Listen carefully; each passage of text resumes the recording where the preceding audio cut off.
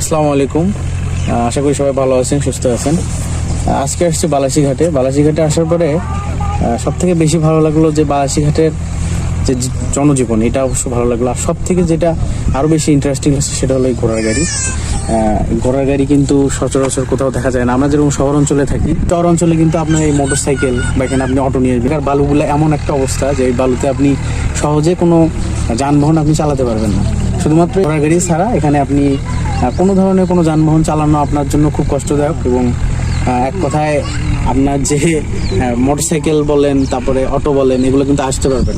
তো ঘোড়ার গাড়ি এই চর অঞ্চলের একটা ঐতিহ্য আমি মনে করি। আপনি যদি একটা জিনিস চিন্তা করেন যে এই ঘোড়ার গাড়িটা আবিষ্কার হলো কবে, ঘোড়ার গাড়িটা আবিষ্কার হওয়ার পিছনে কিন্তু অনেকগুলো ইতিহাস আমরা পাবো। তবে সম্ভবত 1856 সালের দিকে এই ঘোড়ার গাড়ি প্রথম ঢাকা শহরে দেখা যায়। সেটা